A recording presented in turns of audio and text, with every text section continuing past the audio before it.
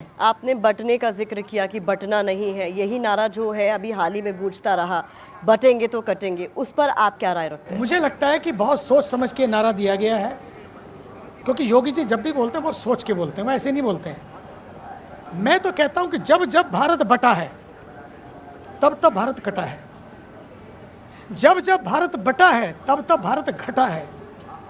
अफगानिस्तान को देख लो और उसके पहले के देशों को देख लो, सारा तो अपना ही था। ईरान से लेकर अराकान तक और एक कोने से दूसरे कोने तक कितने देश अपने थे, और पाकिस्तान तो हमारे सामने की बात है। और फिर उसके बाद बांग्लादेश तो सामने खड़ा हुआ है, और फिर पीओके तो बिल्कुल सामने बगल में है। हर चीज़ को हमने देखा। क्यों हुआ ऐसा? क्योंकि जब जब भारत बटा तब तक उसका नक्शा भी कटा।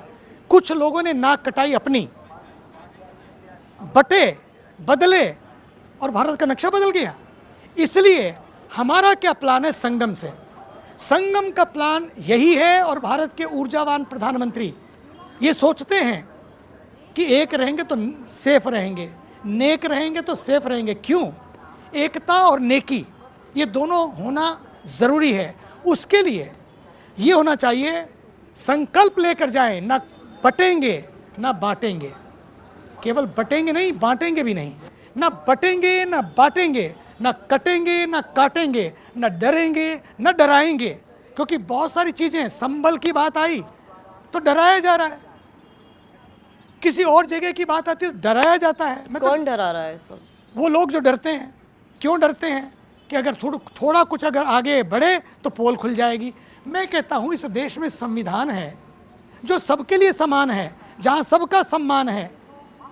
ऐसे देश के संविधान के लिए हमारा स्वाभिमान होना चाहिए कि इस देश का संविधान हमारा स्वाभिमान है, कि जहाँ किसी को डरने की, अगर कोई शिकायत है सड़कों पे मत उतरो, संसद में भी शोर मत मचाओ, सीधे संविधान की शरण में जाओ। तो ये जो वर्ग जिसका आप जिक्र कर रहे हैं, फिर वो उसी नियम कानून का हवाला ही तो देता है कि देश में प्लेसेस ऑफ वर्शिप एक्ट है, उसके रहते में फिर हर जगह खुदाई की ज़रूरत क्यों है? क्योंकि उस एक्ट ने क्लियर कर दिया है कि हम संरचना नहीं बदल सकते हैं।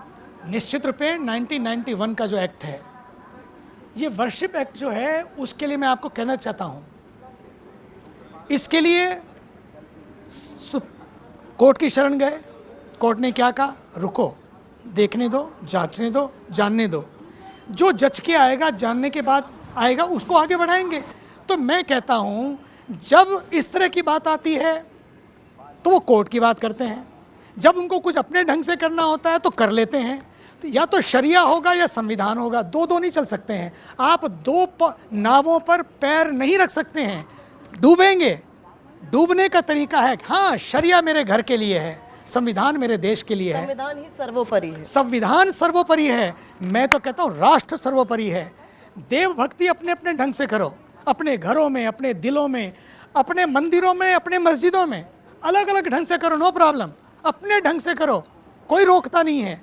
लेकिन देशभक्ति सब मिलकर करें, राष्ट्र प्रथम, तो सब सुलझेगा। आपने बताया कि यहाँ पर संघ की तरफ से भी मदद पहुँचाई जा रही है, हर संभव कोशिश की जा रही है कि यहाँ प्रदूषण ना हो, लोगों की मदद की जा रही है। संघ प्रमुख मोहन भागवत जब कहते हैं कि हमें हर मस्जिद में मंदिर नहीं तलाशना चाहिए, काशी और मथुरा अब ये दो हमारे एजेंडा पे हैं और उसके बाद हमें रुक जाना चाहिए, तो उनका विरोध शुरू हो जाता है। देखिए, इस देश के एक ऐसी संस्था, मैं तो पूरे विश्व में जाता हूँ, पूरे विश्व में ऐसी संस्था नहीं है जो दो धोती, दो कपड़े, 5 स्टार होटल में भी नहीं रुकते, किसी के घर में रुक गए, कहीं चले गए, कहीं खा लिया, कहीं मिल गया, नहीं तो सो गए।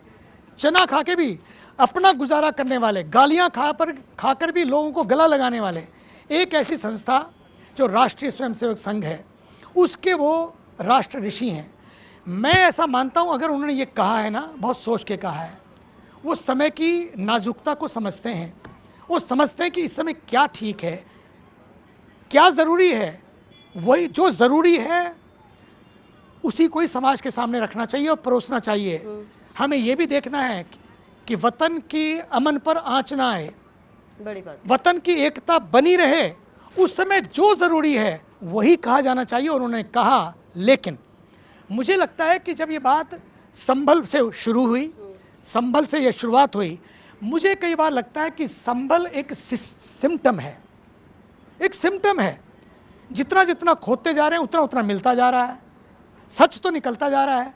तो सच जब निकल रहा है तो डरने की जरूरत नहीं है किसी को भी। जो सच है उसे सामने आना चाहिए। पहली बात, सच सामने आए, संविधान पे हमारा विश्वास हो, और फिर संभल ये भी कहता है संभलने का भी समय आ गया है।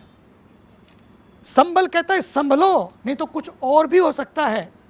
इसलिए संभल एक सिम्टम है। संभल संभलने का संदेश देता है, संभल संभालने का आदेश देता है। इसलिए उस संभल के संदेश में उन्होंने कहा कि बहुत कुछ संभालना है। इसलिए जो उन्होंने कहा इस समय यही उचित है। हाँ, आगे जाकर लगता है कि संविधान जो दिशा निर्देश देगा उस दिशा निर्देश को पालन करते हुए, संविधान को आगे बढ़ाते हुए, विवाद को नहीं, क्योंकि सनातन एक संवाद है, विवाद नहीं है। सनातन संवाद है। इसलिए भारत के ऊर्जावान प्रधानमंत्री जी ने राम लला जब विराजमान हुए, उन्होंने एक बात कही थी, इशारों ही इशारों में इशारा कर दिया। क्या इशारा था? उन्होंने कहा था राम आग नहीं, राम ऊर्जा है। राम विवाद नहीं, राम संवाद हैं। राम विजय नहीं, राम विनय हैं। आप सोचिए तो सही, राम आग नहीं, राम ऊर्जा है। बोले आग नहीं लगानी है, ना आग फैलानी है, जलते सब हैं उस आग में। घर सभी का जलता है। चिराग जो होते हैं जब जलते हैं तो जलते तो चिराग हैं, लेकिन जलते सब हैं फिर उसके साथ साथ। इसलिए चिराग जले लेकिन आग ना लगे।